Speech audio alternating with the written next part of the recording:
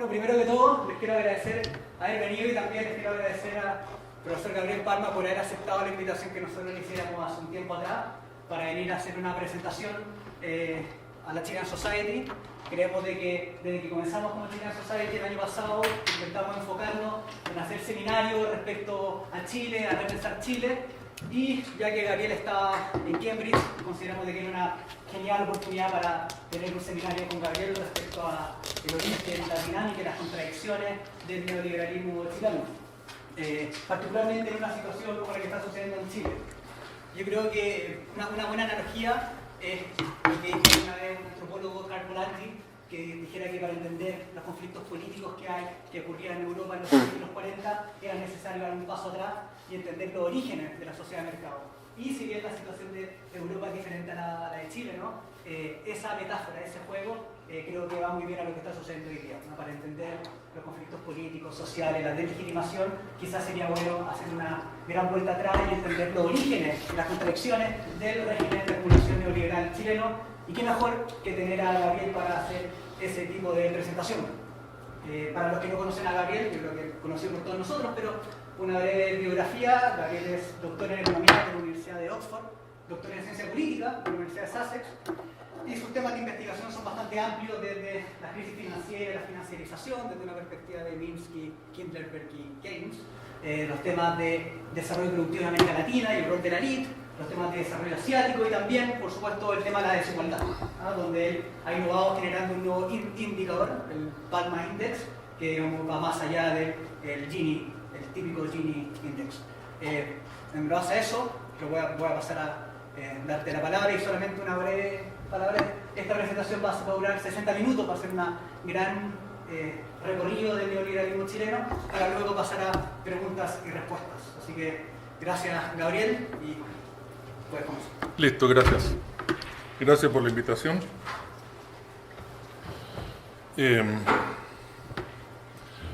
Como decía José Miguel, la idea de esto es mirar qué ha pasado en Chile desde que comenzaron las reforma económica del 73 y mirar eso también desde la perspectiva histórica de la posguerra y tratar de entender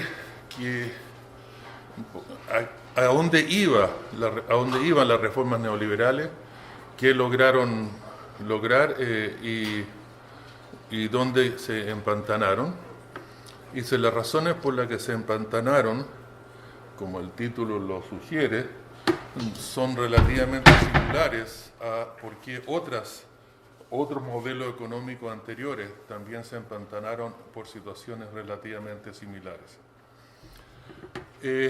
La idea central de donde yo parto en este tipo de cosas es algo que, por ejemplo, fue dicho por Krugman, entre otros.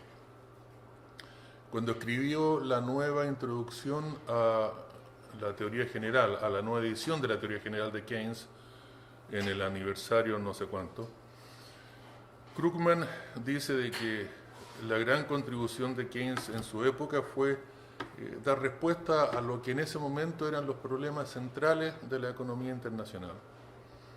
Y termina diciendo, bueno, quizá algún día a alguien se le va a ocurrir explicar cuáles son las cosas más notables, más especiales, más, digamos, distintivas de la economía internacional hoy día, y da dos ejemplos. Dice, por ejemplo, ¿por qué a América Latina le va tan mal y por qué se ha subido tanto la desigualdad en Estados Unidos? En otras palabras, para él, el hecho que América Latina tenga sistemáticamente y en forma recurrente este rendimiento económico tan poco dinámico, era una de las, lo coloca en una de las dos temas fundamentales a entender de la economía internacional. Y yo creo que tiene bastante razón. No sé si yo habría mencionado esos dos, yo obviamente sumaría por qué la liberalización financiera creó este Frankenstein que hoy día nadie sabe qué hacer con él, y tan destructivo, y otros y un par más, pero sin duda estoy de acuerdo con eso de América Latina. Es algo que el estudio, especialmente comparado con Asia, que es lo que yo hago sistemáticamente, es algo que nos ayuda a entender lo mal y lo ineficiente y lo poco dinámico que ha sido todo lo que ha pasado en América Latina en los últimos, por lo menos desde principios de los 70. Estamos hablando de un periodo bastante largo. Para partir al tiro mirando a Chile, para mí el indicador, si estuviéramos hablando de crecimiento, como vamos a partir, el indicador más importante, el que yo siempre recalco para entender crecimiento, es el problema de las brechas productivas. Y brecha no en cuanto a ingreso por habitante, sino brecha en cuanto a productividad o producto por trabajador. Y esto mezcla las dos cosas fundamentales. Uno, cómo se mueve la productividad por trabajador en Chile, y eso está dado aquí por la línea roja desde el punto de vista relativo. Y segundo, qué es lo que pasa en Estados Unidos, o Alemania, o Japón, el país que uno quiera colocar como frontera productiva. Porque Estados Unidos, Alemania, Japón, o al que uno quiera colocar de frontera productiva, eso existe y existe hoy día. O sea, ¿a cuán lejos estamos de la frontera? Y si nos estamos acercando o si nos estamos alejando. O estamos medio empantanados donde estamos.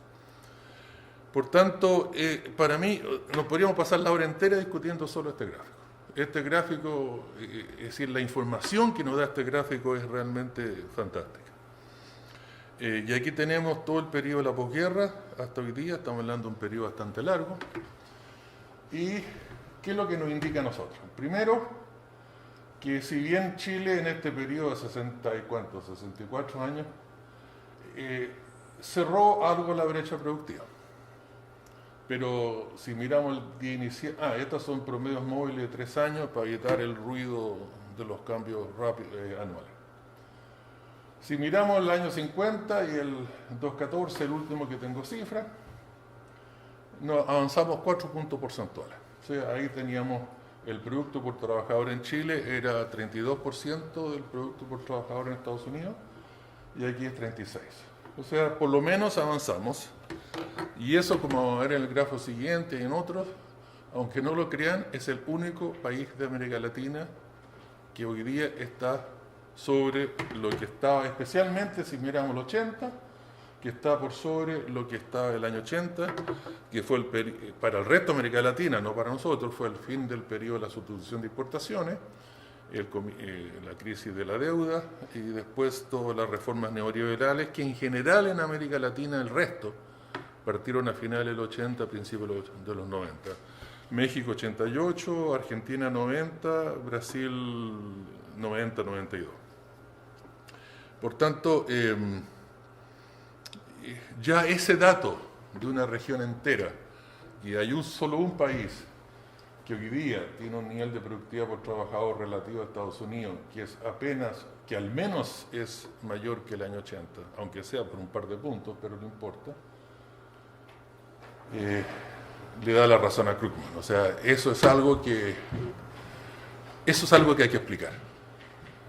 Eso hay algo que claramente hay que tratar de entender. Y la comparación con el Asia, ahí tomé Corea, que para mí entender la economía no es la que le ha ido mejor en el Asia, para nada. O sea, Taiwán ha crecido más, por supuesto hay otros países que han tenido periodos menores de crecimiento que el coreano, pero mucho más rápido que el coreano, como China, Vietnam, y ahora la India, etcétera. Pero para mí Corea, por razones que no es necesario entrar, es como no solo porque compartí oficina con Hayun por 20 años, sino que para mí es la economía más entretenida de analizar del Asia. Y si miramos, cuando el año 50 Chile, el trabajador chileno tenía casi un tercio de la productividad del de Estados Unidos, en Corea era 9%. No llega ni siquiera a un décimo. O sea, estamos hablando de que nosotros estábamos años luz adelante Corea. De hecho, si miramos aquí, para el año 80, la productividad por trabajador en Corea y Chile eran idénticas, porque son iguales respecto a Estados Unidos, y el denominador es el mismo. Entonces, yo sé que ustedes son medio jóvenes y para ustedes el año 80 es como el siglo pasado literalmente, bueno, pero para la generación media del año 80 no pasó hace tanto tiempo. Y si el año 80 los dos tenían, digamos, por ahí por el 30% de Estados Unidos, hoy día mientras Corea llegó al 60%, de hecho ya lo pasó, nosotros estamos en el 86%. Entonces, y vamos a ver en los gráficos siguientes, Taiwán, Singapur están mucho más lejos todavía. Entonces, digamos, si algo me da envidia en esta vida, esta línea recta. Esa línea recta es lo que de las pocas cosas que me mantienen despierto en la noche. Porque no es solo la velocidad a la que crece, no solo la velocidad a la que se rebrecha, sino en la forma sistemática en que lo hace. O sea, lo primero que me hizo este gráfico es que no es que América Latina no sea capaz de crecer. Miren Chile en los famosos fines 80, 90. Cerramos brecha a la misma tasa de Corea. Si miramos Brasil del 65 al 80, vamos a ver el gráfico siguiente igual. Miramos México del 65 hasta como el 74, que México se desaceleró mucho antes que Brasil. Igual, Argentina un par de periodos por ahí los 90, después los 2000. Perú otra vez. O sea, prácticamente todos los países de América Latina en este periodo han tenido al menos un periodo de crecimiento rápido. Pero ni uno, literalmente ninguno, ha sido capaz de sostener ese crecimiento en el tiempo. O sea, la gran diferencia nuestra del Asia no es que nosotros no sabamos crecer. Lo que no sabemos es sostener ese crecimiento en el tiempo. Eso es lo que, o sea, yo agarraría a toda esta tropa de gente trabajando en política económica en América Latina y los mandaría 6 meses al Asia a aprender economía. O sea, ¿qué es lo que hace que una economía no solo crezca, sino sea capaz de crecer sistemáticamente en el tiempo? ¿Qué hace que Corea sea corredor de maratón y nosotros, cuando mucho, corredores de media distancia?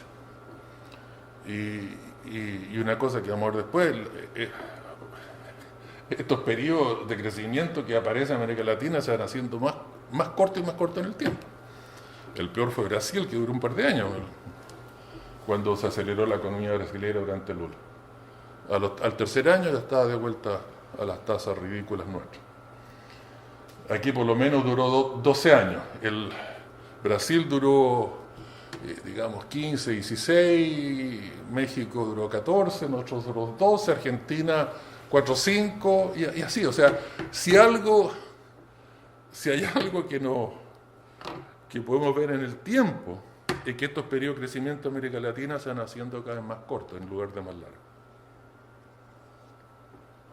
O sea, mientras Asia sigue siendo corredor de maratón, nosotros de media distancia estamos pasando casi a corredores de 100 metros o 200 metros. ¿Qué es lo que hace ahí? O sea, ¿qué es lo que está detrás de eso? Una cosa obvia es los ciclos. O sea, nosotros en América Latina somos como tontos para los ciclos. O sea, pase lo que pase, las economías se hunden y salen. O sea, es como... o sea, claramente no sabemos manejar los ciclos.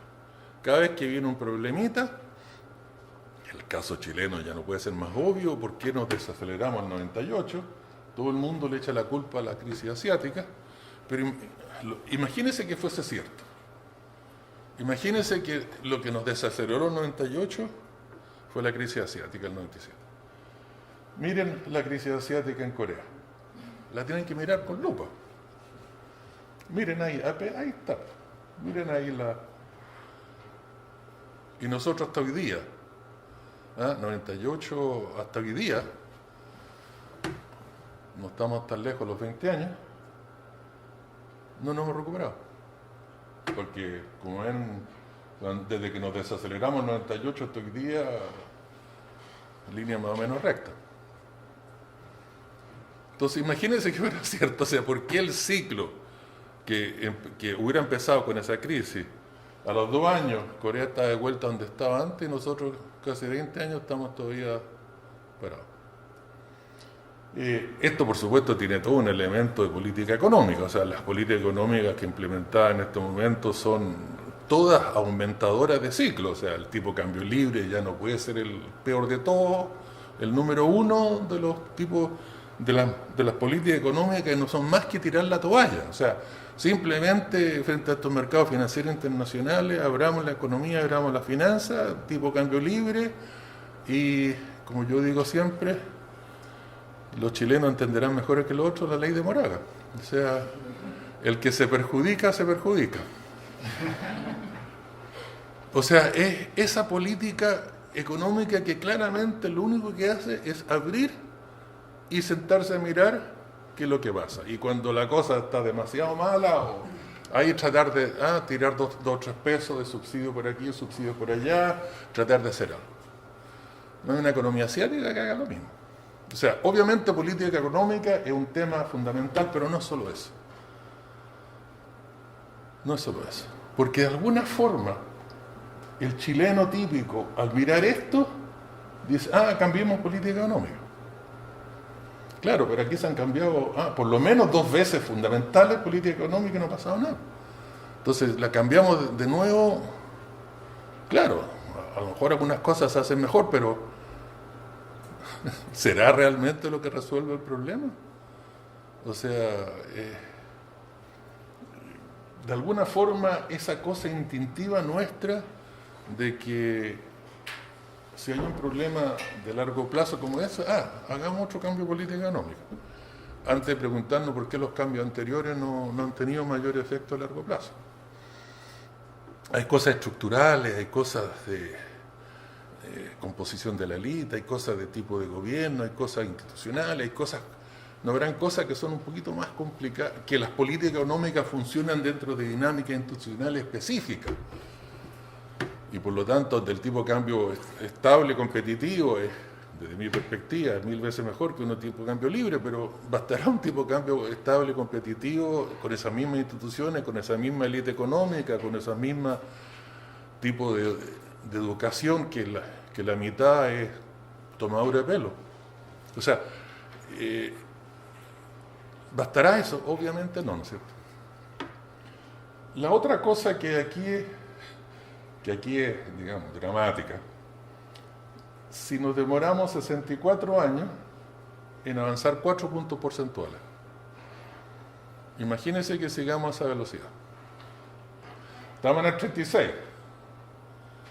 Del 36 al 100 nos faltan 64 puntos porcentuales. Digamos 64 por 4 nos da 16. Si en cada intervalo 16 nos demoramos 64 años, 16 por 64, ¿cuánto da? Más de 1000. O sea, el año 3040 estaríamos pisándole los talones a Estados Unidos a este tipo de velocidad. Y no creo que a nadie le guste mucho ese tipo de... tener que esperar más de un milenio para hacer lo que Singapur ha hecho en 50 años. Corea va a hacer en ¿cuánto? 70. ¿Por qué no vamos a tener 1000 en hacer lo mismo? Entonces, claramente, es hora de una pasadita a cambio. Pero para entender la pasada de cambio no basta que papers como los de Daniel muestren que tipo de cambio más estable y competitivo pueden ser útiles. Por supuesto, pero bastará eso. Que algún tipo de política industrial como la que yo tanto hablo en el cobre, un royalty diferenciado que nos fuerce a industrializar el cobre, ¿bastará eso? O sea, ahí hay todo un tema de una complejidad infinita, pero que entenderlo es por donde hay que partir. Entonces, ¿qué es lo que es positivo? 2 cosas. Uno, que estamos sobre lo que estábamos ahí, el 60, el 50, y es el único país de América Latina. Y segundo, que Chile tiene esta capacidad increíble de recuperarse de crisis. Cada vez que, como esos monos porfiados, que uno los bota y se vuelven a parar, los bota y se vuelven a parar. esa es nuestra ventaja comparativa respecto al resto de América Latina. Y el resto de América Latina, cada vez que se cae, se demora más en levantarse. Miren la levantadita que nos pegamos ahí en los 90 respecto a la caída de los 80. Miren la velocidad con que nos recuperamos. Claro, en Chile todo el mundo interpretaba los 90 como si fuera algo nuevo, como si estuviéramos rompiendo barreras, como si estuviéramos avanzando por sobre lo que nunca había existido. Hasta el 96 llegamos al mismo nivel de productividad relativa a Estados Unidos. O sea, lo que estábamos haciendo ahí era recuperar. Ahora, ser capaz de recuperar es mejor que no recuperar, y ser capaz de recuperar rápido es mejor que ser capaz de recuperar lento. O sea, no hay que tampoco exagerar el pesimismo. Pero la gran pregunta de aquel $1.000.000 que no vamos a tener tiempo de discutir hoy día es ¿qué pasó en el 98? ¿Por qué se nos acabó el oxígeno en el 98? El corredor de media distancia que corre 1.500, pero cuando lo hacen correr 3.000, para los 1.600 siguió bravo. Y a mí lo que más me sorprende de todo esto es que durante todo el periodo, los 2000 y todo, llegaba a Chile y preguntaba, oye, ¿qué se escribió sobre esto? ¿Qué le pasó a la economía chilena en el 98? No hay nada. Nada. Excepción que confirma la regla, un par de papers, Ricardo French, por supuesto, que es de la gente que más piensa de este tipo de cosas. Estará el paper perdido mío y ahí o sea, es una pregunta que yo hago sistemáticamente en Chile hace 15 años. Y la falta de interés, siquiera de entender por qué nos desaceleramos, es algo que no tiene nombre. Que es muy típico de la ideología neoliberal. Todo lo que pasó antes es populista, ineficiente. O sea, y si hubo problemas, bueno, la única solución es más reforma neoliberal. ¿Qué pasó ahí? Bueno, es que los mercados laborales no estaban flexibles, que todavía las tarifas estaban por el 10 y no por el 0, que se le ocurrió hacer control de cambio en los 90, entonces había que liberalizar ahí en el 98 la balanza. O sea, lo único, más y más reformas neoliberales que se hicieron y bueno, y miren lo que pasó. O sea, esa falta de curiosidad de entender incluso el pasado reciente es algo que a mí no... Realmente que es algo que hay que en sí entenderlo, además de qué fue lo que pasó ahí. Entonces, si miramos el resto de América Latina, los tres grandes, como ya les decía, ninguno está hoy día donde estaba el 80. Y si miramos respecto al 50, Brasil ahí estaba en el 14, pero con las caídas fuertes del 15, 16 y la que sigue en el 17. Es decir, Brasil hoy día está otra vez bajo lo que estaba el 50. México es un problemazo la cosa de los cifras, porque México es los países más realistas mágicos en sus estadísticas nacionales y las cifras de empleo en el largo plazo son absolutamente tomadura de pelo. El 93 de repente aparecen 3 millones de trabajadores en las estadísticas nacionales. ¿Dónde están antes? O sea, cada vez que hacen cambios estadísticas no se molestan en hacer las cifras para atrás. Entonces, México es el único ingreso por habitante relativo a Estados Unidos, porque si uno hace productividad relativa, la caída es como del 60 hasta ahí, o sea, 10 veces peor, pero no es creíble. No es creíble ni los niveles de productividad relativa que decían tener el 50, ni es creíble la velocidad de la caída. Mientras que el ingreso por habitante es una narrativa que a mí me hace más sentido. Y Argentina, por supuesto, está muy lejos de los 50. Y miren las líneas rectas, miren Singapur. Partió el 64, cuando se independizó. Bueno, el 64 se independizó Malasia con Singapur. Al par de años se separó Singapur. Partió donde estaba Chile, 32, 33 por ahí.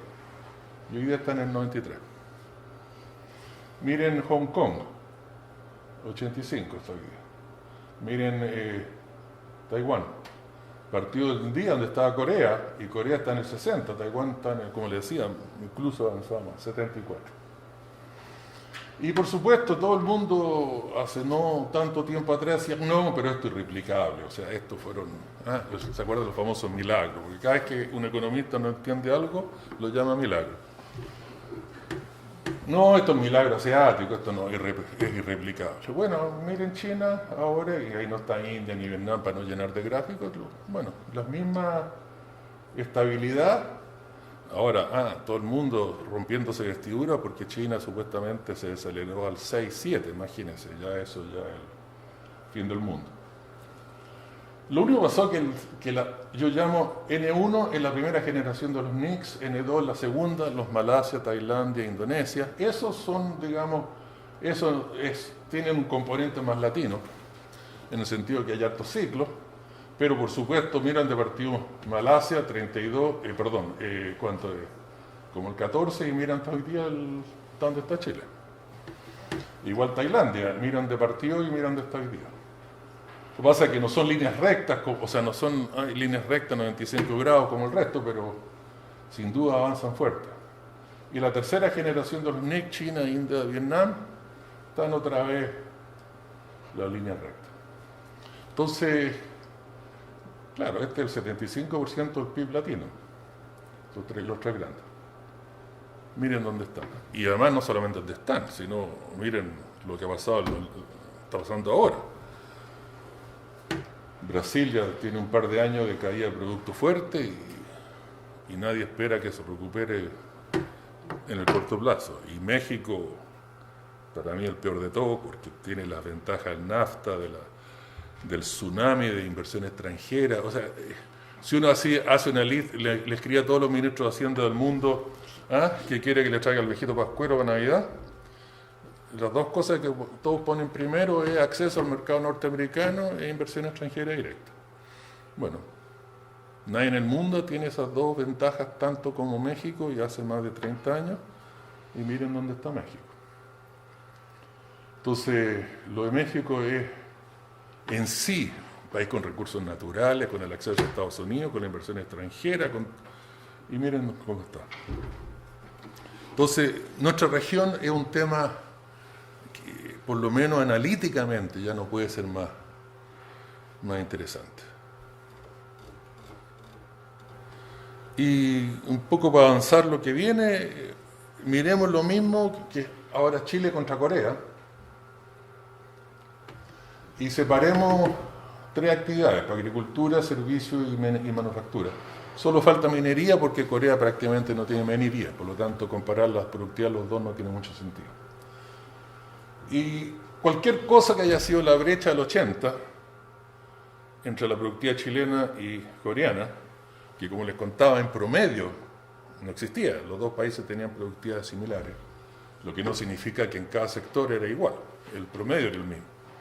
Entonces lo que hago, cualquiera haya sido la diferencia del 80, lo llamo 1 o 100. Entonces, si la línea sube, quiere decir que Chile avanza más rápido en crecimiento de productividad.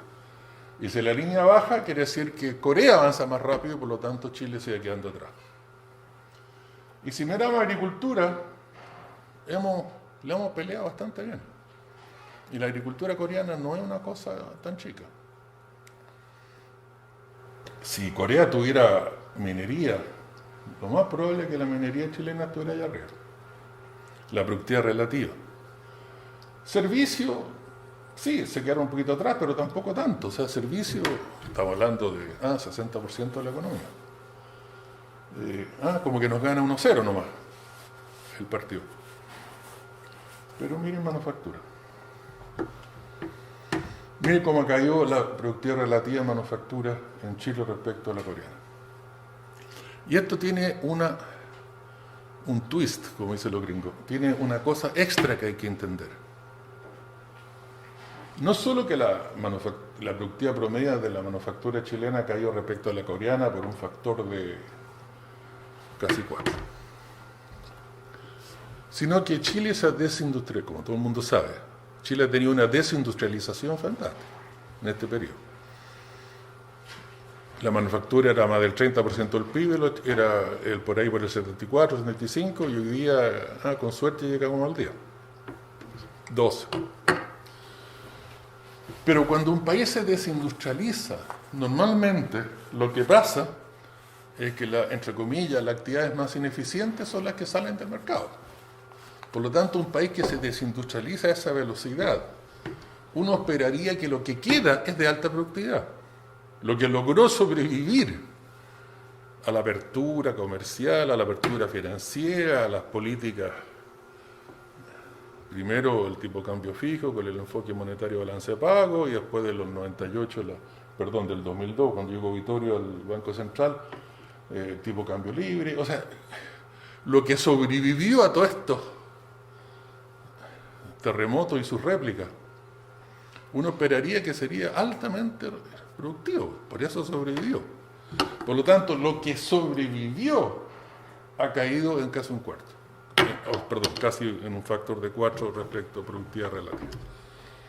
Por lo tanto, esto es incluso más sobresaliente en sí de lo que aparentemente es.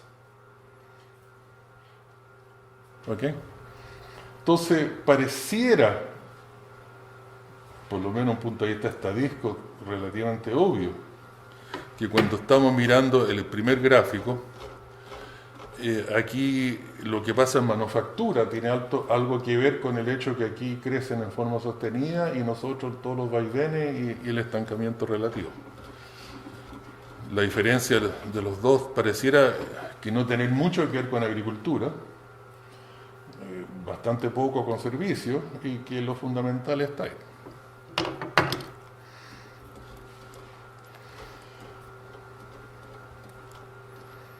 Ahora miremos esto mismo, separemos por sectores y comparemos de vuelta con Estados Unidos, porque como ustedes saben, todos los promedios esconden mucha información. Entonces, en el caso de México, Colombia y Chile, separamos 4 sectores: minería, agricultura, servicio y manufactura. En el caso brasilero, que hago el periodo entero, del 50 hasta hoy día, separo en commodity, servicio y manufactura, para no llenar tanto las líneas. Y tenemos que durante el periodo sustitutivo, a pesar de todo lo que se habla, mire cómo Brasil cerraba brecha productiva en manufactura. Y mire cómo cayó la manufactura la productividad relativa manufacturera chilena brasilera respecto a los Estados Unidos. Y los Estados Unidos no es algo dramáticamente dinámico tampoco, no estamos... Mire cómo cayó. Un factor mucho más fuerte que el de chileno con Corea. Y la otra cosa, que la razón por la que tengo ese gráfico ahí es porque una de las características nuestras en América Latina, que o caminamos o masticamos chicle, pero caminar masticando chicle parece que es demasiado. O sea, o ponemos los huevos en la canasta manufacturera y abandonamos los commodities, o ponemos todos los commodities y abandonamos la manufactura. La idea de hacer las dos cosas juntas, poner énfasis en nuestros recursos naturales, por supuesto, si para algo sirven, pero a la industrialización de esos productos naturales, tratar de hacer las dos cosas juntas, no lo ha hecho nadie, literalmente nadie. Entonces, los grandes periodos de desarrollo manufacturero, los commodities han sido dejados de lado. Y por supuesto, eso tuvo que ver con la crisis de balance de pago que tuvimos toda América Latina a finales de los 70, principios de los 80. Y después, cuando pusimos todo el énfasis en los commodities, sí, por supuesto, respondieron los commodities. Pero miren lo que pasó, el costo alternativo fue abandonar el resto. Y si miramos México con Estados Unidos, cosa bastante increíble, ningún sector hoy día tiene respecto del... Bueno, aquí las cifras están solo hasta el 7, recién salieron las de hasta el 10 en el Groningen, pero igual no cambia nada. Minería está casi donde estaba, pero ni siquiera llegó donde estaba. Servicio, agricultura y manufactura, mire cómo ha caído, relativamente. Mientras en el caso de Colombia y Chile, por lo menos la minería está, pero avanzado, no, en forma relativa, las productividades enormemente. Pero la manufactura, por supuesto, es la que está peor. Está peor en Brasil, México, Colombia y Chile. Ahora, eso además nos explica un poco el dinamismo chileno de los finales 80 y de los 90. ¿Qué empujaba el crecimiento en Chile en ese periodo? Cosa que no es tan obvia cuando uno mira los números en forma simple en lugar de relativo con Estados Unidos. Primero, miren el gran proceso de cerrar brecha de la agricultura. Y acuérdense que agricultura, aquí agricultura, forestal, pescado, piscicultura, es todo el área, ganadería, o sea, es todo lo que se junta dentro de agricultura, la palabra agricultura. Aquí esto tiene mucho más capaz que ver con forestal y después con los salmones que con la agricultura misma. Y después, cuando esto se perdió su energía y se estabilizó respecto a Estados Unidos, productividad relativa desde, digamos, finales de los 90 han estado totalmente, no finales, mediados de los 90 hasta hoy día, la agricultura, las productividades relativas agrícolas, forestal y todo el resto están estancadas respecto a Estados Unidos. Llegó la minería. El gran desarrollo minero fue un poco tardío respecto del agrícola. Entonces, cuando perdíamos oxígeno en la agrícola, entró la minería y le dio el nuevo impulso. Pero esto ya hay que entenderlo y vamos a volver a este punto. ¿Por qué ese punto ahí de inflexión? ¿Por qué esa subida de repente, igual que el promedio de la economía, llegó a un punto y ahí se quedó? Y la minería, cuando la extendemos hasta ahora, pasó lo mismo. Aquí hay un periodo vamos a ver en un minuto, hay un periodo que se queda parado. Entonces, o uno u otro, pero las dos cosas es pedir demasiado. Manufactura, el atrasado en todos los países, y los commodities, pero sin procesar, especialmente la minería, altamente productiva. O sea, esa es la característica de la economía nuestra hoy día. El diferencial de productividad relativa interno es fantástico. Mientras los commodities extractivos, la pura parte extractiva de commodities, no competimos con cualquiera en el mundo. En la parte servicio nos quedamos atrás, pero no tanto. Manufactura, bueno, ya saben. Y este es el punto más importante de todo. Esto es lo mismo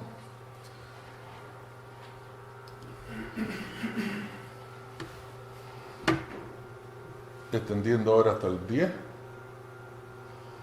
y es esto. ¿Qué fue lo que nos pasó ahí? ¿Qué fue lo que nos pasó ahí? Esa es la pregunta del millón de dólares. Porque que somos capaces de cerrar brechas no cabe la menor duda. Cuando nos pusimos las pilas en lo agrícola, forestal, piscicultura, etc., cuando nos pusimos las pilas ahí en la parte minera, pero ¿por qué llegamos a esos platós? ¿Qué? Y si miramos respecto al Asia, otro país asiático no tan dramático como Corea, Malasia, nos pasa lo mismo. En commodities, agricultura y minería juntos, cerramos brecha y nos alejamos respecto a Malasia muy fuerte. Y eso no es broma, o sea, Malasia es un país altamente industrializado en sus manufacturas, los commodities malayos no... Acuérdense que Malasia es un país muy rico en recursos naturales, desde el petróleo para adelante. Y lo más importante de todo para mí es esto. Si miramos Chile en el periodo anterior, sustitutivo, nos pasó lo mismo. Tuvimos un gran periodo de cerrar brechas con Estados Unidos en las manufacturas hasta que nos quedamos parados. Y la servicio no pasaba nada, cosa bastante importante, no nos íbamos quedando atrás. Y en esa época, como ya sabemos, porque poníamos todos los huevos en un canasto, el otro canasto se quedaba así. Y nos quedamos atrás en los commodities. Y pagamos bastante caro eso. Entonces, la pregunta clara y obvia es, ¿qué es lo que nos pasa? O sea, ¿por qué cuando tenemos el corredor de media distancia?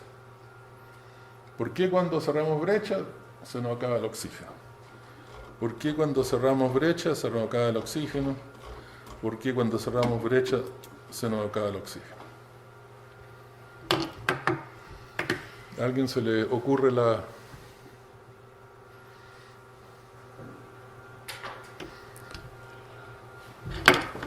¿Qué pasaba ahí? Ese era el minuto. Daniel sabe la respuesta, por supuesto, porque hemos conversado esto, levantaba el dedo. Porque ese era el minuto pasar de la astilla de madera al MDF. Ese era el minuto pasar del salmón de 3 kilos al salmón más, un poquito mejor calidad. Ese era el minuto pasar de agricultura llena de pesticidas y el resto a la orgánica, que es altamente más rentable. Es el minuto, o sea, este es el minuto donde ya lo extractivo puro, dio lo que podía dar. Este es el minuto donde la minería, la extractivo puro, ya dio lo que podía dar. Aquí hay que empezar a, ¿qué tal de pasar de concentrado a lingote? Y del lingote al alambrón. Y del alambrón al alambre desnudo, y a la cañería, la misma cosa acá. ¿Qué fue lo que nos pasó a nosotros en los 60? Ese era el minuto que iba a empezar a abrir la manufactura chilena.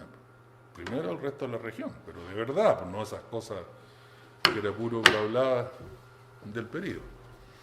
Ese era el minuto de empezar a abrir la manufactura. Ese era el minuto de empezar a racionalizar los subsidios. De seguir dando los subsidios a la cosa sustitutiva, pero condicionado, como lo hacía en Asia en ese momento. La Hyundai en Corea tenía acceso a crédito a tasa de interés negativo, tenía todo el mercado doméstico para hacer lo que quisiera, porque se prohibió la importación de autos. Por lo tanto, la Hyundai cobraba 2 o 3 veces el valor de sus autos en el mercado doméstico, con tasa de rentabilidad altísima. Pero todo ese jueguito era solo podía ser si exportaba 1/3 de su producción. Mientras siguiese exportando 1/3 de lo que producía, podía seguir explotando. O sea, en el fondo, la sobreexplotación del mercado doméstico y todos los subsidios le permitían los niveles de inversión que eran necesarios para tener un nivel de calidad de producto como para exportar 1/3 de la producción. En el Asia, el nombre del juego es dar subsidios condicionalizados con condicionalidad, Performance Related Subsidies. En América Latina no, se dan para que se hiciera lo que se antojara. Entonces, ese era el minuto que si querían abrir relativamente despacio. Acuérdense que en India la reforma económica empezaron en los 80 con el segundo gobierno de Indira Gandhi.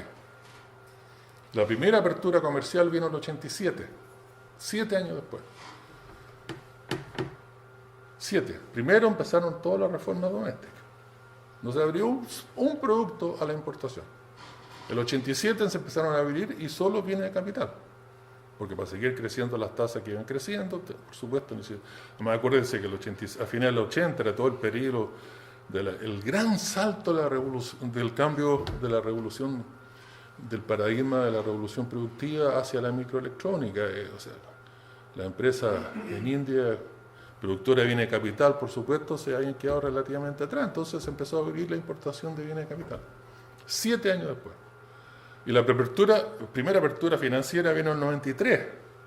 Y solo vino por una crisis de balanza de pago. Si no hubiera sido esa crisis, hubiera seguido hasta mucho después. O sea, se le da tiempo a la gente para ajustarse, se anuncian las medidas, en el fondo el típico país de América Latina abrió comercio y finanzas en 2 años.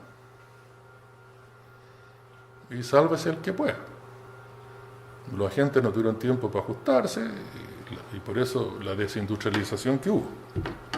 Entonces, ese era el minuto de empezar a abrir nuestra manufactura al resto de la región. para después empezar a abrirle espacio al resto del mundo. Era el minuto de seguir dando subsidios, pero con condicionalidad. Era el minuto de racionalizar lo que teníamos, porque había un alto elemento de ineficiencia en esa manufactura. Entonces era el minuto de empezar a racionalizar. Era el minuto de un Estado fuerte capaz de imponer un programa de racionalización a esa sustitución y permitir que eso siguiera barriendo. Pero estados eunucos, élite rentista, era harto más fácil seguir en economía cerrada. O sea, para contarle un solo caso, el año 70 Chile producía 25.000 autos. Habían 11 armadurías de autos, 11, para 25.000 autos. Una, la Dodge Dart, que era el auto de lujo, producía menos de 1.000 autos al año. Llamada en Arica. O sea, había que llevar todas las partes de Arica para echarse vuelta al auto de vuelta de Arica. O sea, meterle 4.000, 5.000 kilómetros innecesarios de... Imagínense una armaduría de autos que producía menos de 1.000 autos. A mí un día, por casualidad, tuve la suerte de ir a ver las armadurías. Andaba en Arica por otro tema y habían secciones de la armaduría que era todo hecho a mano. Pero no a mano en el sentido de refinación, era simplemente que no había maquinaria ni siquiera para moldear las planchas de acero. Entonces se hacía con martillo, especialmente la Citroneta, que era el auto más común que había en Chile, el que yo tenía, que eran una maravilla porque a pesar de todo funcionaban fantásticos. 11 armadurías para 24.000 autos. 25.000 máximo. Entonces, obviamente no... Es decir, es sorprendente como la cosa se estancó ahí y no antes. Y en el caso de ahora es lo mismo. Si esta cosa de industrializar el sector exportador no es puro fundamentalismo estructuralista o schumpeteriano o como me dice mi hijo, que yo soy fetichista del Asia. No, es claramente, si la pura parte extractiva tiene, o sea, cuando uno hace este tipo de cosas, lo básico es ir dando los pasos siguientes. La pura extractiva nos dio eso, pero llegamos al punto en que ya lo extractivo ya no da para más.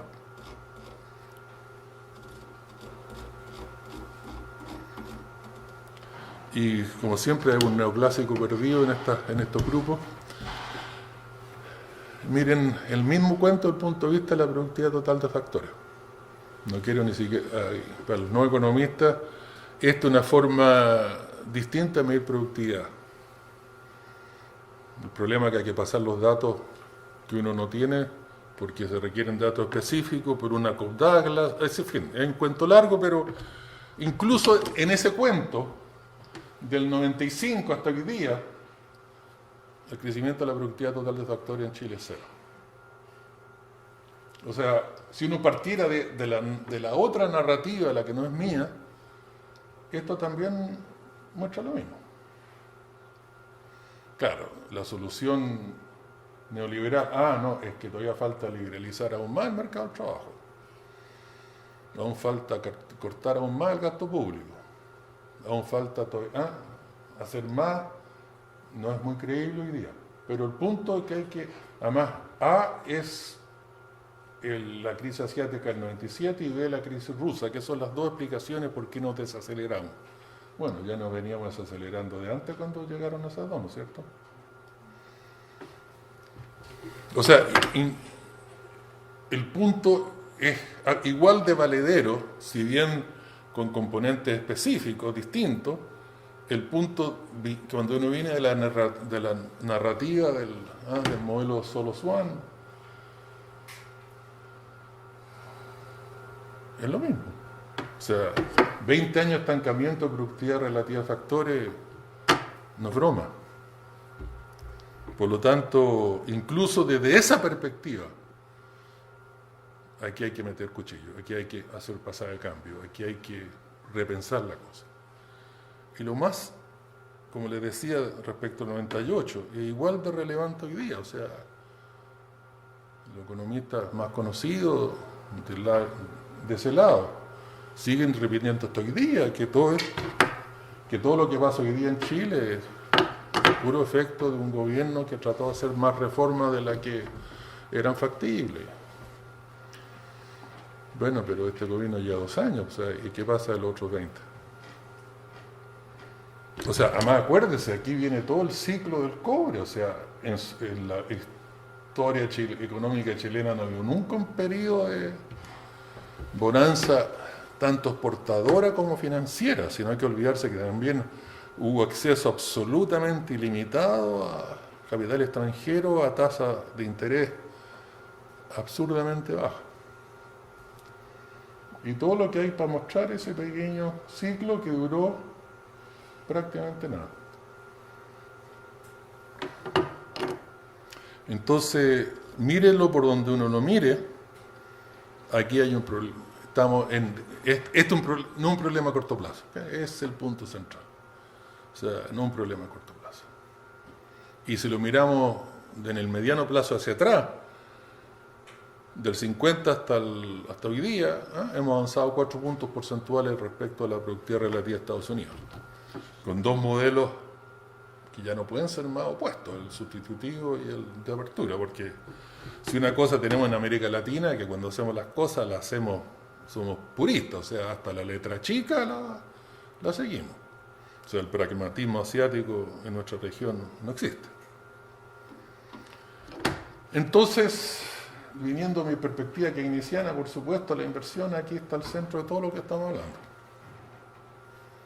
O sea, entonces, de la cosa interesante de Chile es por qué en la recuperación post-82, la economía, desde el punto de vista de inversión, no solamente recuperamos, sino hubo ahí digamos, no fueron tasas asiáticas, pero hubo digamos, 25% de la inversión para estándar América Latina es altísimo. Para estándar asiático es cuando las cosas no funcionan. Pero otra vez, el signo de interrogación. ¿Qué fue lo que nos pasó en el 98? ¿Por qué esa aceleración de la tasa de inversión? Que fue básicamente privada. Porque la pública en todo el periodo post-73 apenas ha llegado al 3% del PIB. Cuando antes era 2 dígitos, 10, 11, 12% del PIB. Entonces, ¿qué fue lo que...? O sea, la caída de la inversión fue bastante fuerte, o sea, del 25 al 21, o sea, y además no se recuperó nunca más. Entonces, ¿qué fue lo que nos hizo acelerar y se nos acabó el oxígeno? Yo tengo mis cuentos, pero eso no es el punto de hoy día. O sea, miren Corea, claro, también después del 97 se aceleró, pero se quedó pegado en el 30. Pequeña diferencia. Y la otra cosa que para mí es fundamental desde el punto de vista de la inversión, es que los economistas siempre trabajamos con inversión como porcentaje del PIB, pero para mí es mucho más importante, mucho más revelador, y además en econometría mucho más significativo mirar inversión por trabajador. Y es obvio, porque si yo fuera un trabajador de línea, mi productividad depende de la calidad de la máquina que tengo al lado, de la calidad de los insumos que estoy metiendo a la máquina para sacar o sea, la inversión por trabajador es como, de un punto de vista de crecimiento de productividad, el elemento fundamental. Y miren Brasil. Brasil en todo el periodo 80 y todo el periodo de reforma por 90 no llegó nunca a tener un nivel de inversión por trabajador como el que tenía el año 80. Y no es que el año 80 haya sido tan dramático tampoco. Hoy día Brasil tiene una inversión por trabajador que es 20% menor que el año 80. México tiene hoy día una inversión por trabajador 20% menor que la del año 80. Un país que ha tenido el tsunami de inversión extranjera que ha tenido México. Pero vamos a llegar a ese punto en un minuto. O sea, otra vez, el único país que por lo menos tenemos un nivel de inversión por trabajador mejor que el mayor que el año 80 Chile. Porque la desaceleración del 98, por lo menos la inversión por trabajador, si bien cayó, se recuperó un poquitito y ahora está un poco... O sea, la inversión por trabajador hoy día en Chile es el doble de la del 73. O sea, por lo menos de que pasaron las reformas hasta hoy día, la inversión por trabajador se duplicó. Todo en el periodo, por supuesto, de los 90, pero, digamos, no nos fuimos para atrás tanto como para perder al menos algo de lo que hemos ganado. El promedio de América Latina, con Brasil, México 20% menos y Argentina 10% menos, el promedio de América Latina es negativo, obvio, ¿no? Es menos 10. O sea, hoy día América Latina invierte por trabajador 10% menos de lo que hacía el año 80. Y el año 80, como el caso chileno muestra, no es que haya sido tan dramático los niveles de nuestra inversión por trabajador. Entonces, ¿a alguien se le ocurre que uno puede crecer en forma sostenida con esos niveles de inversión por trabajador? O sea, pareciera que el tema, si bien es de una complejidad infinita, tiene componentes medio obvios, ¿no? ¿Saben cuánto es la inversión por trabajador en China hoy día respecto al año 80? ¿Cuántas veces más grande? 26 veces más grande que el año 80. Claro, se les pasó la mano, ¿no es cierto? Obvio. Sí. También en economía uno puede tener mucho de una cosa buena. 26 veces mayor que el año 80. Pero el resto del Asia está entre 3, 4 a 8 o 10. O sea, en todo el resto del Asia, hoy día la inversión por trabajador es mayor por múltiplos 3, 4, 5 hasta 8, según el país.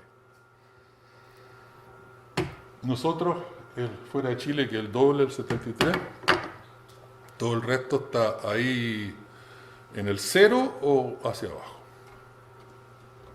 Entonces, pareciera que porque somos corredores de corta distancia, bueno, mediana en los buenos periodos, corta en los periodos normales, claro, o sea, ¿cuánto puede uno crecer en forma sostenida con ese tipo de tasas de inversión? O sea, no... ¿no? Una élite rentista sacará mucho del PIB.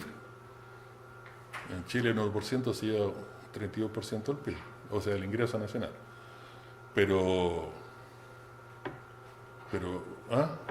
¿cuánto crece el PIB? Ese otro cuento. Lo mismo, pero otra vez para volver a la cosa histórica. ¿Cuál fue lo que pasó en Chile en el periodo dinámico y en Brasil en el periodo dinámico?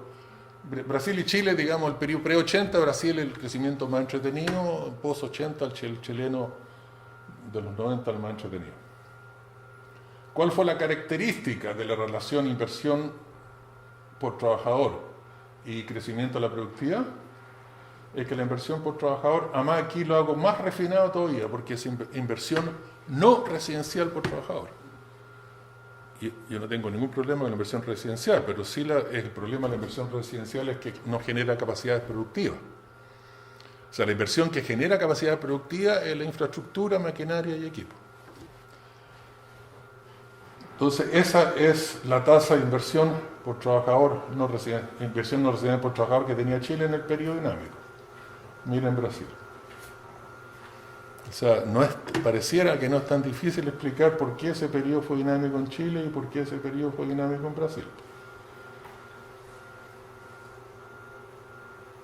Y otra cosa interesante que no tenemos tiempo de entrar es que hoy día la inversión no residencial por trabajador es bien parecida al periodo post-50 en los dos países, excepto que antes se asociaba con crecimiento de la productividad bastante más grande que los crecimientos de la productividad hoy día.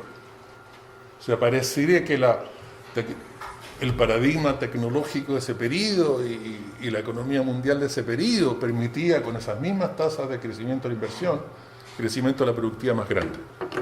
Hoy día incluso se requiere ese mismo tipo de crecimiento de inversión por trabajador no da ni siquiera lo que daba antes, por razones relativamente específicas. Y aquí está la inversión extranjera, y este es el mito más grande que tenemos en América Latina. Como que todo lo que se habla, hoy día el discurso del TPP, como que todo es, ¿qué va a traer inversión extranjera? Siempre esperando, y en el periodo sustitutivo nos pasamos esperando que la inversión extranjera fuera la que abriera la manufactura de América Latina, que la inversión extranjera fuera la que hiciera todo lo que no hacíamos nosotros. Por supuesto no pasó. Llegó harta inversión extranjera y se latinoamericanizó en 5 minutos. Desde el 88-89. ¿Alguien se acuerda por qué parto del 89? Bueno, parte de la razón ya lo dije, porque ahí cuando se abrió la finanza y todo, pero solo fue unos Brady, que fue cuando se terminó la crisis de la deuda del 80. Del 89 hasta hoy día, ¿saben cuánta inversión extranjera ha llegado a América Latina?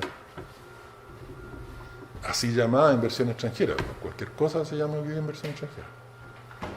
2 trillones de dólares, en castellano serían 2 billones de dólares. 2 millones de dólares de inversión extranjera ha llegado a América Latina desde el año 89. Y miren la línea roja, que es nuestra tasa de inversión. No pasaba nada.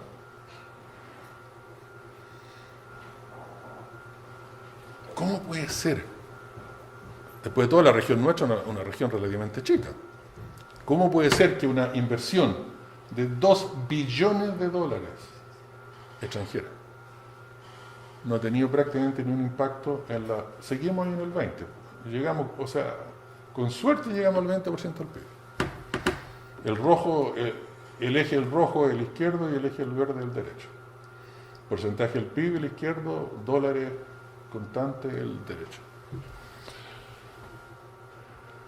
Para contar el cuento rápido, 1/3 de eso se fue a privatizaciones, por lo tanto no generó capacidad productiva. Y por lo menos otro 1/3 se fue a actividades rentistas. Además, mucho de eso fue capital de América Latina que salió a las Bahamas, cambió de nombre y volvió a América Latina como inversión extranjera. O sea, una parte importante de eso es solo para eludir impuestos y tener garantías que son las que tienen el... Y por supuesto, ahí el A es un tema que no va a entrar, es cuando empezó el famoso quantitative easing en los países, según los cálculos que tengo en el último paper ahí que publiqué en los Cambridge Working Paper in Economics, 7 billones de dólares del quantitative easing, 7 millones de dólares quantitative easing, en lugar de estimular la economía de la OECD, se fue a los países emergentes como bonos corporativos. Y entre los países que más crecieron los bonos corporativos, un porcentaje del PIB, Chile es el tercero del total. La pregunta es qué hicieron con esa plata, porque inversión en Chile, privada en Chile, brilla por su ausencia. Eso fue lo que financió su inversión extranjera a otros países de América Latina, eso fue lo que financió cualquier cosa menos la inversión privada en Chile. Pero ese punto ahí en el paper está tan en el detalle, así que no quiero entrar. Entonces, otra vez, ¿qué tal si a la inversión extranjera que llega a nuestra América Latina, como en China, como en el resto de Asia, qué tal un poquito de condicionalidad? Bienvenido, si esto no es un argumento contra la inversión extranjera, la que es de verdad, pero ¿a qué viene? En el caso chino, socio doméstico. Si usted quiere hacer empezar a armar auto en China, tiene que tener socio doméstico en la armaduría. Y a los 5 años el socio doméstico ya tiene su marca propia de auto y ya se lanzó al mercado solo. Entonces, aquí hay un elemento de condicionalidad muy fuerte. O sea, en América Latina cualquier cosa hoy día entra como inversión extranjera directa. Y si bien la inversión extranjera tiene poco efecto en la inversión, mira el impacto de la balanza de pago. Esta es la salida de utilidades de la inversión extranjera. ¿Sabe cuánto han salido solo desde que empezó el famoso superciclo de los commodities? Superciclo, un término que a mí no me gusta mucho, pero usémoslo porque es el que más se usa. Acuérdense que el 2002 fue cuando empezó a subir el precio del cobre, el hierro y todo. La empresa multinacional extranjera han sacado $1 billón, 1 millón de millones de dólares de América Latina en la forma de repatriación de utilidades. O sea, por un lado la inversión pocaso pasa, pero por otro lado la balanza de pago. Hoy día todos los países están con problemas de balanza de pago enteramente por este ítem. Todo. Es solo este ítem el que... Igual el país peor de todo en América Latina al respecto, como porcentaje de lo que quieran, exportaciones, porcentaje del PIB, de lo que quieran, ¿cuál es el país que anda salido más? Chilito. 200.000 millones de dólares han salido de Chile de repatriación de inversión extranjera. En su gran mayoría multinacionales del cobre. ¿Y por qué? Por molestarse en hacer el cobre concentrado. ¿Usted sabe lo que es el cobre concentrado? Se le mete la dinamita a la roca, se saca la roca, se le suben esos camiones monstruosos, los camiones la llevan a la planta chancadora, la planta chancadora la transforma en polvillo, eso se hace flotar en una piscina con unos químicos, y como el cobre es hidrofóbico, se arranca al agua, entonces flota. Entonces se tira la roca, molida, y el cobre o el contenido de roca que tiene, o sea, los pedazos de cobre, eso flotan. Se le echa químico para que la flotación sea estable, se saca la nata, se pone al sol y eso es cobre concentrado. Para hacer eso, la BHP Billiton ha tenido por 12 años consecutivos tasa de rentabilidad de más del 100% de su inversión. O sea, sacaba de Chile año a año lo mismo o más de todo lo que había invertido desde el día que llegó a Chile hasta ese día. Pero vaya usted a hablar de royalty en Chile. Si existiera en Gulag, hace tiempo me habrían mandado a mí a un Gulag, ¿no? Porque lo que inventó Izaguirre con Lago es tomadura de pelo. O sea, eso decir que hay royalty nada más que para decir que hay royalty. Da el 2% de la inversión, perdón, el royalty que existe hoy día en Chile da el 2% de las utilidades de las minas. Entonces el problema de inversión extranjera es que parece que trae poco y saca mucho, ¿no es cierto? Pero eso es culpa nuestra, no es culpa de la inversión extranjera. Si aquí no, el capitalismo no es de cosas samaritanas, o sea, no. Pero el Asia sabe manejarla y nosotros parece que no. Y para qué decir la inversión de portafolio, o sea, aquí se entiende Vittorio Corvo. Si uno no quiere tener control de capital, ¿qué tipo de cambio es sustentable en un mundo de esa naturaleza? El tipo de cambio libre.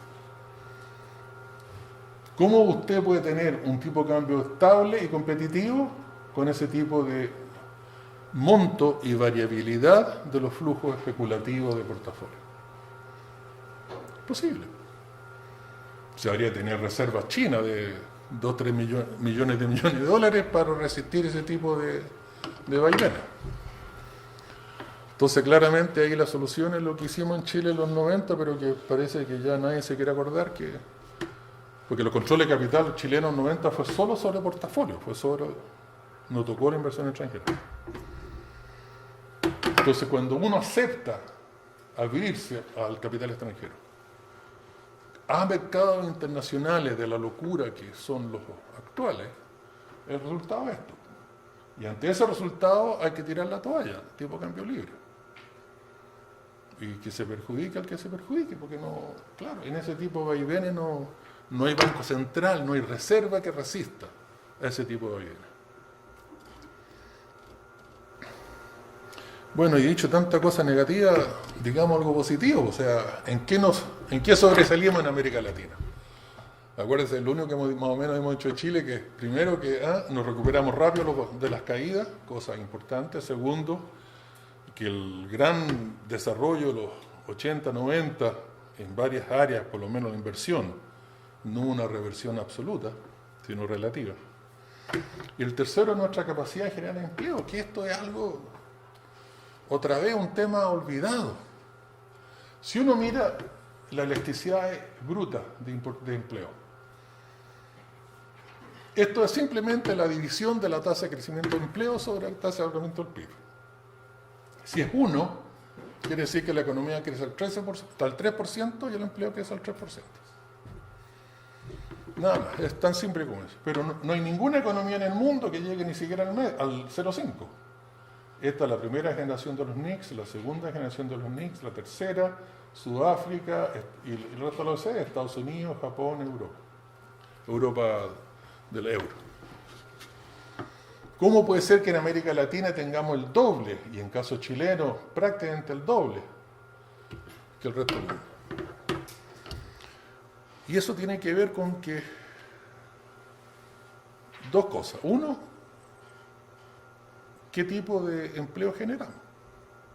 En Brasil, del año 80 hasta hoy día, se han generado 30 millones de empleos, 30, de los cuales como 28 son servicios. En el caso chileno, el empleo neto, nuevo, neto, en commodities y manufactura es cero, del 80 hasta hoy día. El 100% del empleo neto nuevo en Chile es servicio y construcción.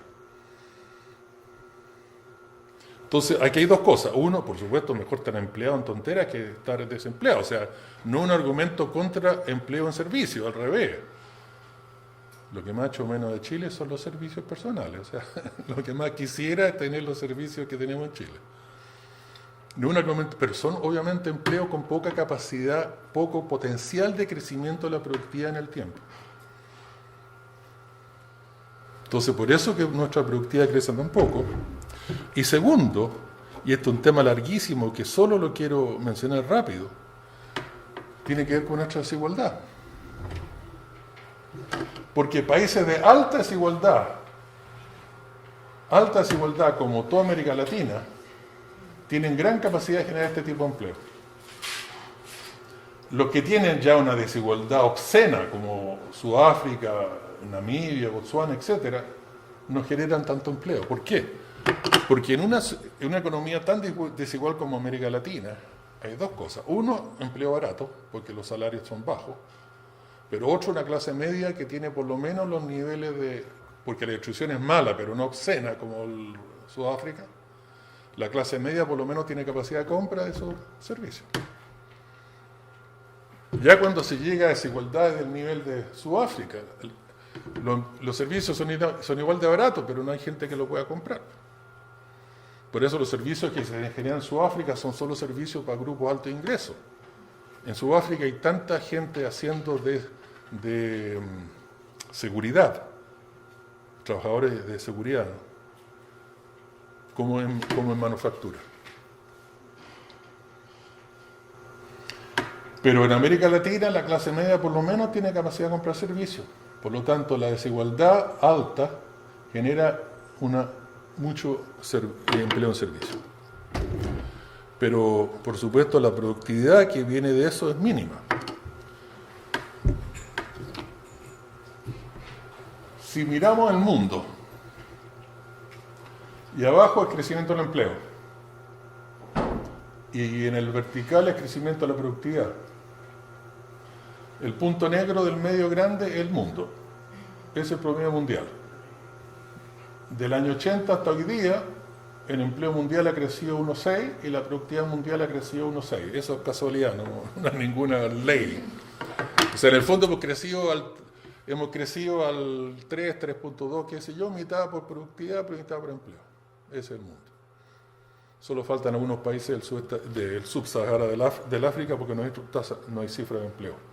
Las que publica la ILO son invenciones econométricas. Entonces aquí tenemos 4 cuadrantes. El 1, los geriátricos. Italia, Alemania, Japón, Estados Unidos, toda la OECD. Que son países que no que generan menos empleo que el promedio mundial y generan menos productividad que el promedio mundial.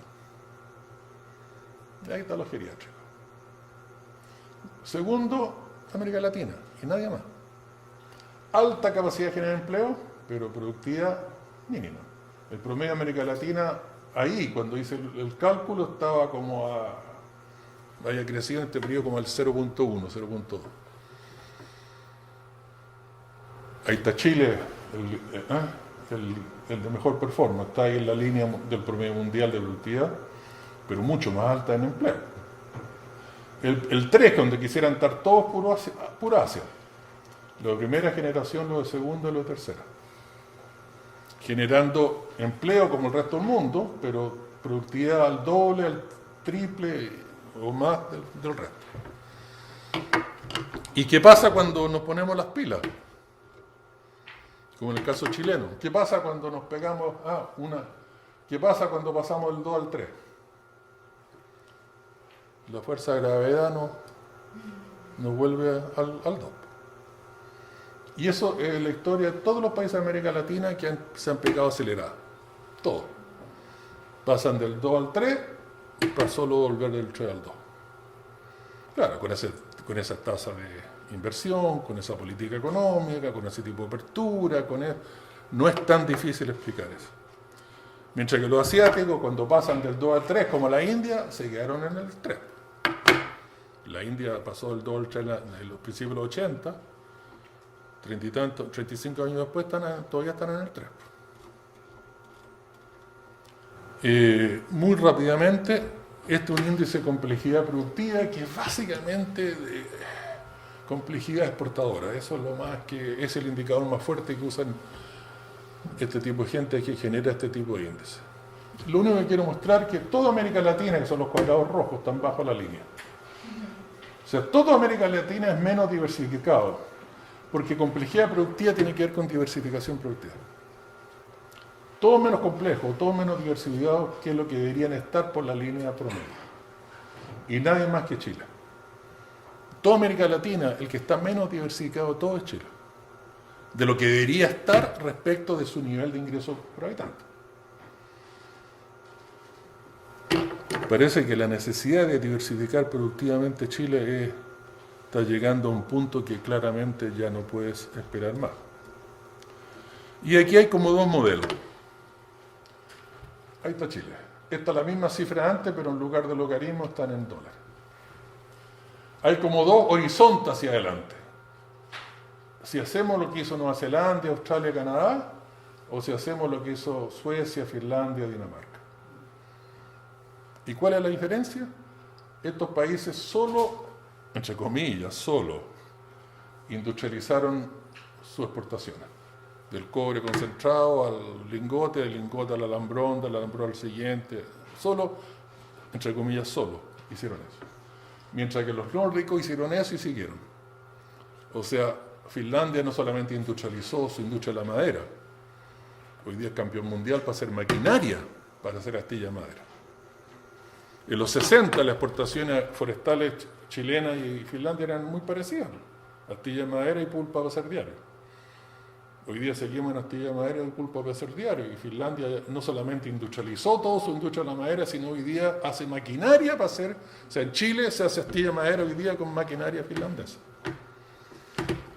Entonces, o hacemos eso que pareciera ser medio ambicioso, o por lo menos hagamos esto. Miren el saltito de producto por habitante que se asoció con eso. ¿Ok? Y aquí estoy terminando. Y este es el último cuadro. El resumen de lo que estoy hablando es lo siguiente. Para mí, como ustedes saben, me gustan los indicadores simples y transparentes, como decía en el Palmer Ratio. Este otro. Lo único que hago aquí es, veo cuánto se lleva el 10% más rico de la economía y cuánto es la inversión privada. Esto es, ¿qué porcentaje de lo que se lleva el 10% más rico vuelve a la economía en forma productiva? Nada más que eso. Ya no puede ser más simple. Porque acuérdense que de eso se trata el capitalismo. O sea, el capitalismo no es distinto de otros sistemas productivos porque la élite se lleva una parte importante de la torta. Eso ha sido de Adán y Eva hasta hoy día ha sido la característica básica de todos los sistemas económicos que han existido en la historia. O prácticamente todo. Lo específico del capitalismo, ¿qué es lo que es? La primera respuesta que le dan todo el mercado. No, sí, el mercado existe hace 5.000 años, el capitalismo existe hace 300. Es un tipo específico de mercado. Mercado competitivo. ¿Y qué significa mercado competitivo? Significa que usted está reinvirtiendo, está haciendo cambio tecnológico, innovación productiva, innovación de producto, innovación en la forma de hacer las cosas, o queda fuera del mercado, por la competencia. Por eso que a los capitalistas les gusta capitalismo sin competencia. O sea, esta cosa que existe hoy día de que, pan y pedazos, la zanahoria, pero no los látigos. La dinámica del capitalismo viene solo de la competencia, el resto es cuento. Capitalismo sin competencia es tan ineficiente como cualquier otro sistema que existía antes. Lo único que le da la eficiencia al capitalismo en el sentido de su capacidad de crecer es la competencia. es lo que se llama porque genera compulsiones.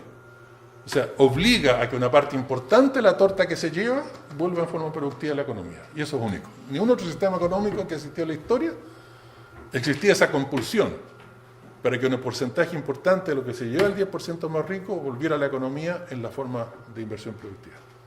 Pero parece que hay dos capitalismos, ¿no es cierto? El latino, que solo un tercio de lo que se lleva envuelve en forma productiva, y el asiático. 70, 75, incluso más como en Corea. En Corea el 1% más rico se lleva el 23% en ingresos.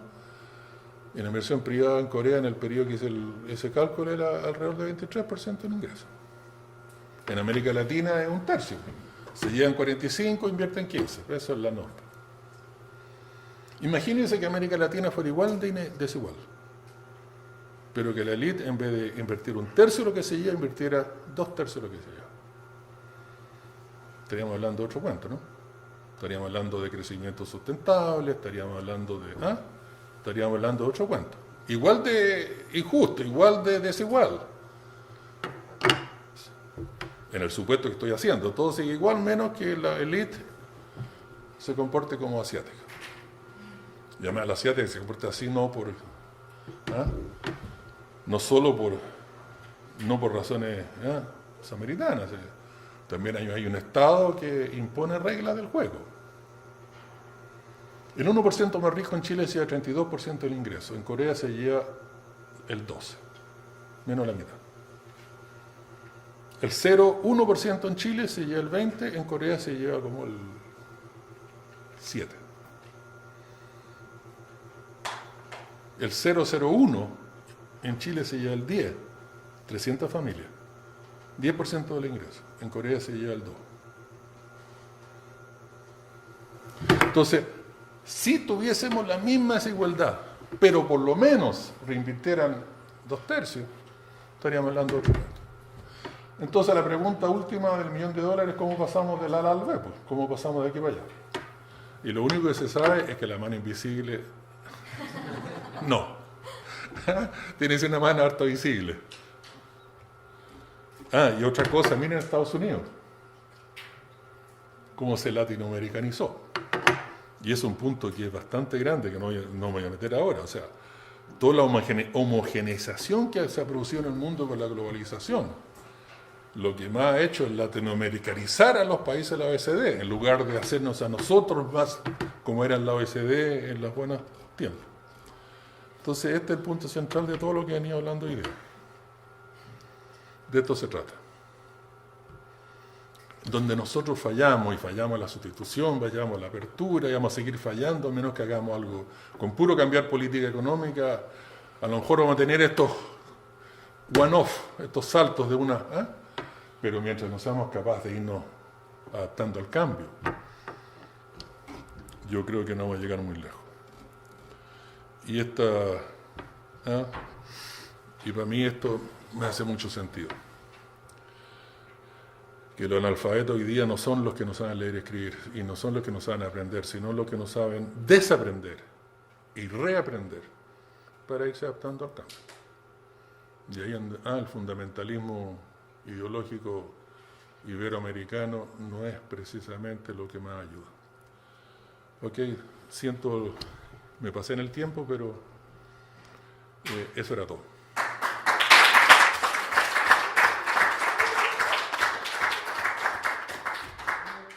Muchas gracias, Gabriel, y vamos a dar paso a preguntas. ¿Alguien tiene alguna consulta que quiera hacer? ¿Daniel? Un par de consultas, creo. En toda Latinoamérica tenemos problemas de estados débiles, elitistas, que han hecho que cualquier sistema fracase, salga por el campo. Entonces, los últimos, 10 años, que hay algunos países latinoamericanos que dejaron la ortodoxia neoliberal por alguna otra cosa, ¿qué rescata? Han sido igual que era la sustitución de importaciones, o peor, en términos de desarrollo productivo. Entonces, no sé si no han querido, no han podido, los recursos naturales los han frenado en términos de los rentistas tienen más poder que en Asia, han querido, no han podido. ¿Qué rescatan en términos de desarrollo productivo de los países latinoamericanos no neoliberales? Y por lo mismo de estos problemas de Estado y élite, ¿qué ves tú, qué salida le veo a esta pregunta? Quizá no tiene mucha respuesta, pero en el mediano plazo, corto y mediano plazo a Chile, porque si bien que en Chile se han destapado todos los escándalos políticos y de falla, de falta de competencia, corrupción, y vamos camino a Piñera. Entonces no se ve como que la cosa pueda mejorar. Bueno, o sea, se puede ser más optimista o más como tú. Dos preguntitas, Dios mío. Cada una se demoraría media hora la respuesta, pero muy rápido. O sea, ¿qué ha pasado en los modelos estos intentos, entre comillas, alternativos? Si yo rescato alguno. Yo creo que el gran problema ideológico de esta rigidez ideológica latina es que incluso los que se han salido del modelo lo han hecho con el mismo tipo de rigidez. O sea, para mí en América Latina hoy día existen dos izquierdas.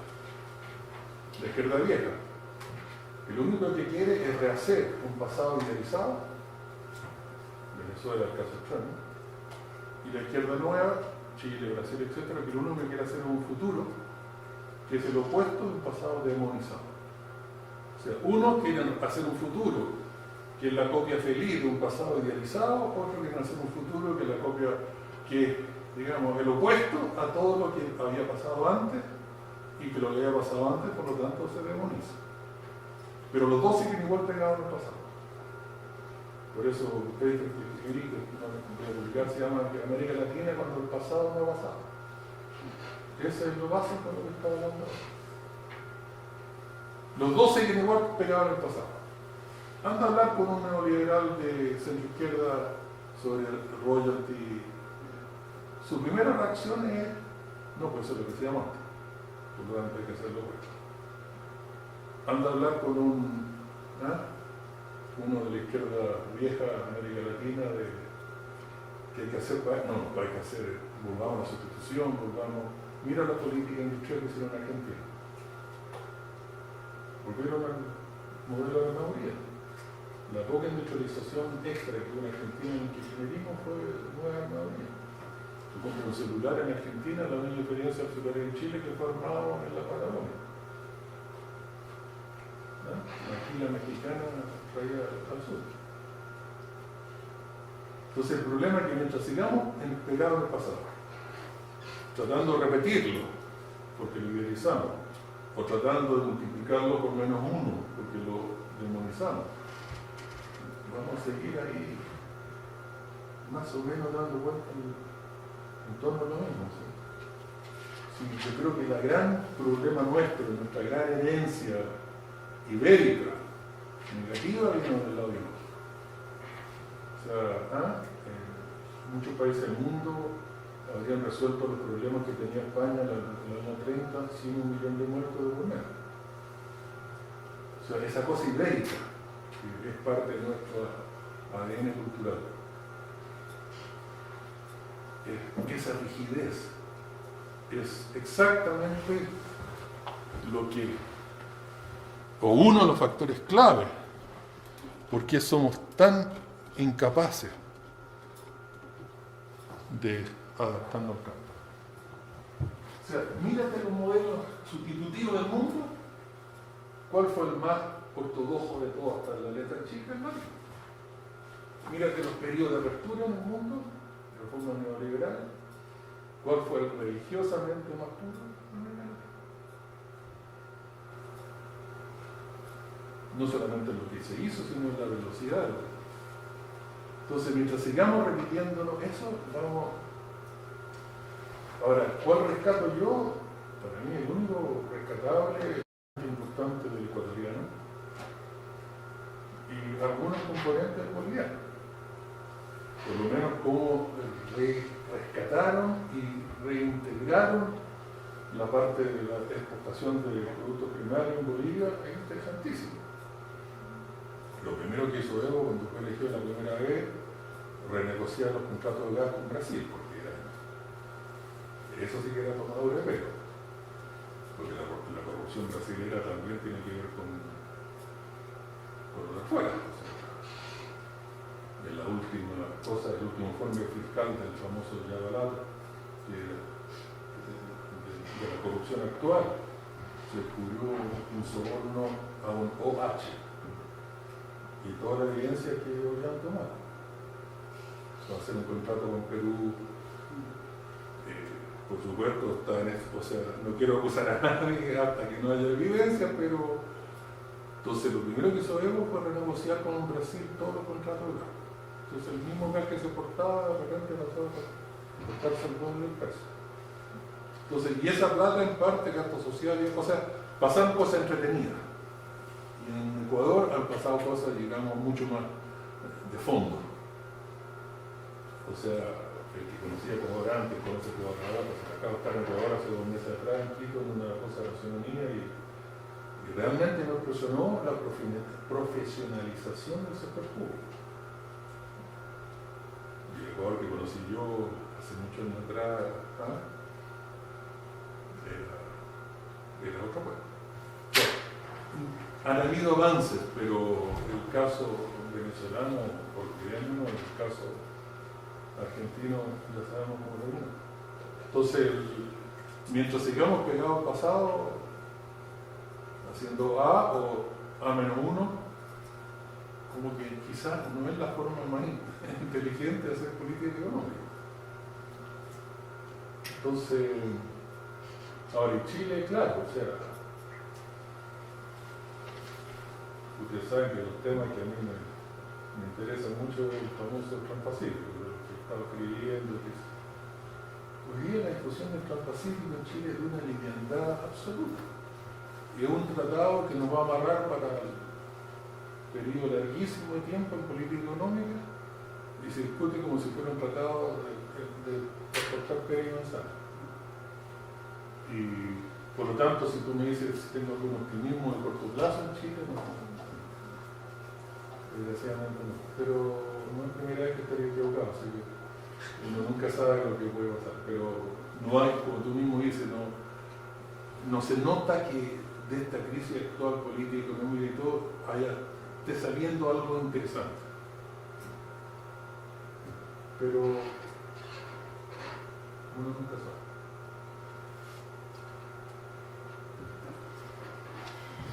Primero que nada, gracias por es distinto escucharlo en español que en las clases en inglés.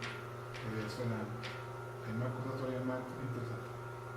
Yo tengo 2 preguntas, comentarios. Respecto al primero, si no hay tiempo para contestarlo, no es tan relevante. Yo soy más del ámbito de la planificación de infraestructura y de las cosas que yo he visto que se comparan en América Latina harto con Asia. Por ejemplo, niveles de competitividad en infraestructura, que ahora viendo tu presentación es como que, claro, es una perspectiva también bien neoliberal, porque es como poder sacar las cajas más rápido para mandarlas a exportación, digamos, tener mejor. Pero hay harto trabajo comparando y diciendo que las brechas de infraestructura, que hay que invertir mucho, pero después de esta charla me da la impresión de que a lo mejor es parte del mismo enfoque extractivista nomás, porque al final es siguiendo pensando en América Latina como basado en este tema de la exportación de manufacturas, perdón, de commodities principalmente. ¿Qué tan importantes son esas brechas? Porque yo he visto cosas de UNASUR, qué sé yo, tratando de discutir sobre eso. Y lo que sí me gustaría, como una pregunta que creo que para mí es más relevante, cuando tú mencionaste el caso de la India, planificando cambios a 6, 8 años, no sé si es el caso específico, yo me quedé con esa idea de poder hacer cosas con ese nivel de anticipación. La pregunta que me vino inmediatamente respecto a Chile es ¿con qué institucionalidad se podría decir algo que se va a hacer en 6 años más? O sea, ya ni siquiera hay un ministerio de planificación, o sea, es como no existe el plazo más allá de 2 años, yo diría que no existe más allá a nivel de la planificación del Estado, solo los presupuestos anuales, y uno ve, todo el resto de las cosas son indicativas, como estos comisión de innovación y todas estas cuestiones que hacen en el libro y que, bueno, no soy experto en eso, pero supongo que la impresión muy superficial que tengo que no sirven para nada es, entonces, ¿en qué tipo de institucionalidad habría que tomar esas decisiones? Porque entiendo más o menos por dónde habría que tomar las decisiones, pero ¿dónde? Partiendo del último punto que dijiste, una cosa que a mí siempre me entretiene en Chile, que cada vez que se quiere hacer algo, primero se contrata una cantidad grande de consultores, muchos, casi siempre economistas, a hacer lo que se quiere hacer, toda la elaboración del plan y después toda la cosa de la evaluación. Y ahí como que se le acabó la plata y entre la producción del plan y la evaluación del plan y metió un preso por plan. Eso es medio también barroco y ibérico. Pero yendo al grano. Tu primera pregunta, yo soy un poco más optimista que tú. O sea, yo creo que la inversión en infraestructura es fundamental. Es una cosa que hemos quedado más atrás y algunos países, en esa cosa Chile, digamos, hemos avanzado un poco más que el resto. Dejarte un ejemplo. En Brasil, el campeón mundial para hacer soya. Pero la tonelada mediana de soya tiene que viajar 1000 kilómetros más de lo necesario porque los puertos del norte están todos colapsados y tiene que bajar a Santa. 1000 kilómetros extra. Imagínate solo el medio ambiente, o sea, pero fuera de eso la ineficiencia. Claro, cuando el precio de la soya estaba en el cielo, pagaba por todo. Hoy día el precio de la soya, si bien no ha caído tanto como el cobre, pero está un poco más fuerte, y los márgenes se van en eso. Entonces, y Brasil es el peor de todo, porque si uno mira la recaudación fiscal como porcentaje del PIB, Brasil es casi el doble de Chile. En Chile como 19 y en Brasil llegaron a 38. Pero igual en los dos la inversión pública es 3% o menos. O sea, ¿qué pasa en Brasil con esa recaudación pública? Es un tema, digamos, de película de terror. Entonces el punto es que la falta de inversión en infraestructura es parte fundamental, no es lo único, pero lo que en Brasil se llama el costo Brasil. Esto es que para exportar cosas hay que pagar, qué sé yo, la tonelada de soya que sale en Argentina, que no es precisamente un país en eso el más eficiente, el modelo de eficiencia, vale 40% menos que en Brasil.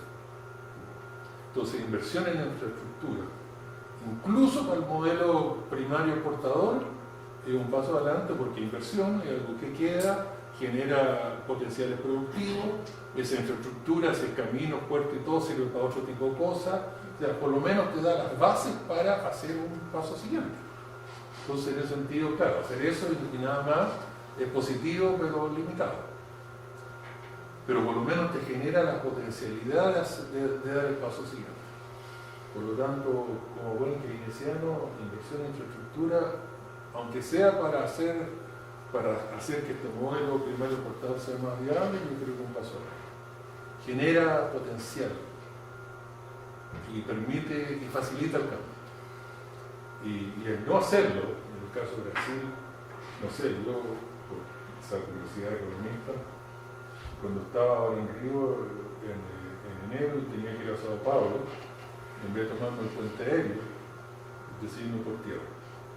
Porque quería ver esta infraestructura brasilera que tanto se habla, que se cae a pedazos. Entonces, no hay nada mejor que ver las cosas. Así que le monté un taxista y me dijo, me lleva más o menos por lo mismo que hubiera costado en el. Y me fui por tierra. Y son 7 horas, y tampoco es tan lejos.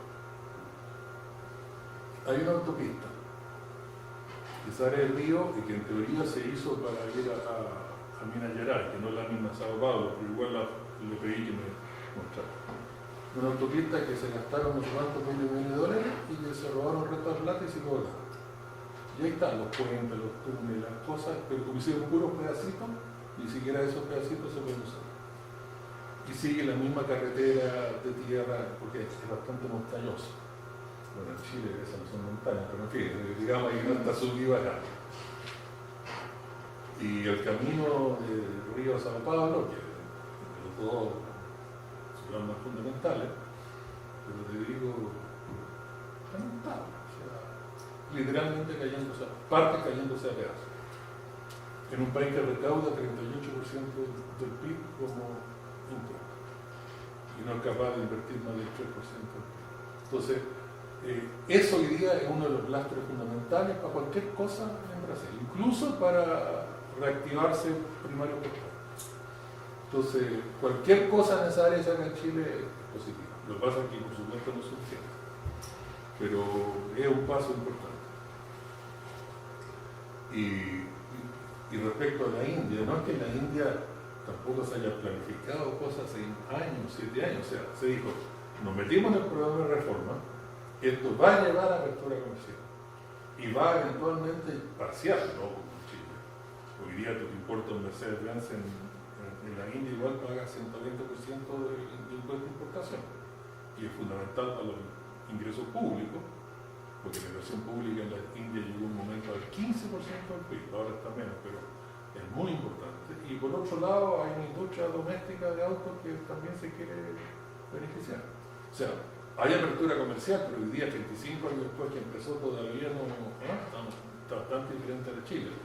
Pero lo que se hizo fue que, mira, nos vamos al proceso de reforma, partimos por la reforma doméstica. Y esto no se dijo el 87 y vino la primera, no. Pero se dijo, en el horizonte mediano viene esto y no. O sea, se forzó a los agentes domésticos a tener que irse ajustando a lo que se venía. Por supuesto, si hubiera habido planificación, a lo mejor hubiera sido mejor, lo que tú quieras, pero es básicamente, más que nada, fue anunciar más que planificar. Y eso en Chile se podría perfectamente, o sea, por ejemplo, hoy día en Chile perfectamente se puede hacer un royalty diferenciado para la minería y para la forestal y para otras exportaciones primitivas. Digamos, 40% exportación de concentrado, 20% fundido, 0 alambrón, para forzar la industrialización en el país del cobre. Y tú, si quieres ser bondadoso, le puedes dar un plazo. En 2 años más empieza el del concentrado, en 4 años más empieza el del fundido. O sea, te fijas, eso es lo que se hace en Asia con la inversión extranjera. Usted quiere ir a sacarlo el cobre ya, pero acuérdense que tiene que sacarlo lo que acá hace Indonesia, salvo el carbón. Ningún producto primario puede salir de Indonesia sin estar procesado. Punto, se acabó. Indonesia tiene minas de cobre, son bastante significativas. Reclamar a la multinacional, y va a llorar, hay otro que llore mejor que ella. Pero se impuso. Y en todos esos casos requeriría como una... Porque lo que estás comentando ahora es como que, bueno, tendría que discutirse el Parlamento y haber una ley que piense en todas estas cosas a largo plazo. Claro, pero ahí uno se desmoraliza, ¿no? Claro, no, es cierto, pero lo entretenido en esto, yo lógicamente está hablando, es que hace 2 años o 1 año y tanto, India escogió un nuevo gobierno, que la UDI es progresista al lado de este gobierno, o sea, ya no puede ser lo que votó la ola en los reaccionarios. Pero ese tipo de derechización ideológica no le impidió que su primera medida fuera fomentar la manufactura. O sea, esa cosa de América Latina, que de alguna forma hacer política industrial, que es una cosa de extremista de izquierda, en el Asia no existe. O sea, en Indonesia, cuando se hizo esta nueva legislación de que no sale un producto primario fuera del carbón, y el carbón por cosas específicas, no sale un producto primario sin ser elaborado, la derecha indonesia era lo que estaba liderizando el cambio político. Claro, porque si se procesan estos productos primarios, a ellos se les genera una cantidad enorme de oportunidades de inversión. Ellos se suben al chorro. ¿Te fijas? O sea, es esa cosa latina, ibérica, de la rigidez fundamentalista. De que todo neoliberal, porque antes se hizo algo que tenía que ser el menos uno. Entonces están contra el royalty, contra la política industrial, contra la inversión pública, contra todo lo que antes era el motor del desarrollo. El punto ahí hay que volver a Hirschman. Hirschman tiene para los que no lo conocen, el economista del desarrollo, no ha intervenido en perspectiva el último 70 años. Tiene una hipótesis que yo la compro entera, que él habla del efecto rebote. Él dice que las políticas económicas, como los productos de los supermercados, tienen fecha de vencimiento. Una política económica tiene capacidad de lograr lo que puede lograr, pero después hay que un poco de lograrlo, después hay que ajustarlo. Y la cosa de América Latina es que se mete uno en una política económica y se sigue implementando cuando ya pasó la fecha de vencimiento. Hicimos la sustitución, lo estamos haciendo ahora en la apertura primaria exportadora. Entonces lo que él dice es que cuando las cosas siguen haciéndose la política económica mucho más allá de su fecha de vencimiento y empieza a ser contraproductiva, cuando viene el cambio, viene lo que llama el efecto rebote y se va al menos uno. La retroexcavadora de Quintana. Entonces, el modelo neoliberal no fue más que una retroexcavadora del sustitutivo. Mírate las 20 políticas económicas más importantes del país. Y mírate las neoliberales. Y mírate las que eran antes. Eso no lo cuento. Si antes había tarifa, había libre comercio, si antes había cuenta capital cerrada y ahora abierta, si antes la inversión pública era determinante en el crecimiento, ahora es marginal, si antes, o sea, es multiplicar por menos. Y así no es muy eficiente. Entonces, esa cosa asiática de entender que existe el interés nacional y el interés de las corporaciones, privadas y públicas, o sea, nacional y extranjera. Y que el interés nacional, como que industrializar el sector exportador es más o menos obvio, ¿no es cierto? Y si les gustan las multinacionales, bien, y si no les gusta, bueno, váyanse por otro lado. Y como no hay mucho otro lado donde irse, se idean y se ponen a procesar. Entonces, esa cosa de América Latina que siempre uno habla de política industrial y royalty, este tipo extremista. Bueno, en Asia, la derecha habla de eso. Porque claramente se da cuenta que les beneficia enormemente. Entonces, cuando se hizo el cambio en Indonesia, fue la derecha la que lo liderizó. Hoy día India tiene el gobierno más extrema derecha, probablemente que existe en el mundo, por lo menos entre los democráticos, probablemente más extremadamente derecha de todo el mundo, pero en política económica. Sigue con la política industrial, la comercial, el educando bien estable y competitivo, sigue controlando las finanzas, sigue dándole todo el énfasis al desarrollo tecnológico en la cosa de medicamentos y software, que son sus dos industrias de punta. Sí, no. Entonces, es fundamentalismo ideológico y eficiencia económica ya no pueden ser más contradictorios. Y en el caso de América Latina, desgraciadamente una serie de políticas económicas se politizaron de tal forma que hoy día es como es un tema tabú para uno y un tema incluso excesivamente interesante para otro. O sea, pasó a ser como una cosa de política más que de política económica. O sea, hoy día no existe un rollo en Chile y las multinacionales han sacado $100.000 millones de utilidad en los últimos 12 años con el apoyo de la derecha, que no se beneficia en nada de eso. Entonces ahí hay un tema ideológico que a mí me fascina y lo he trabajado, he escrito, es un tema que yo creo, mire, como dice Gramsci, todas estas peleas se ganan o se pierden por años de ideología. Yo creo que si hay algo sabio en la historia es eso. Entonces, mientras sigamos con ese tipo de ideología tan rígida y fundamentalista, hay unas mejores que otras, pero ninguna es muy difícil. Hay una pregunta sobre el tema del regionalismo. ¿Perdón? Del regionalismo sudamericano, y si hay alguna esperanza de que se logre algún tipo de integración económica regional más o menos sustancial. ¿Regionalismo dentro de los países? No, dentro de latinoamericanismo. O sea, UNASUR, el Fondo del Sur, el Banco del Sur, ese tipo de cosas que se han presentado de algún modo como algo que puede ser utilizado para apalancar una transición a nivel regional. Pero se intenta por aquí por allá de que avance, pero no arranca. Entonces, Sí, no, en ese sentido yo creo que el Mercosur ha sido por lejos lo más interesante que se intentó hace algunos años, pero ya sabemos en qué terminó. El gran problema del regionalismo, entendido como región de América Latina, más que la necesidad de regionalización dentro de los países, caso chileno, bastante obvio. El problema de la regionalización latina es que como hay tanto cambio político aquí y allá, eso siempre ha sido un obstáculo para la acción común. Pero que sin duda hay ahí una masa crítica de población, de economía, de recursos naturales, para políticas de coordinación y inversión, yo creo que es fundamental, toda la razón.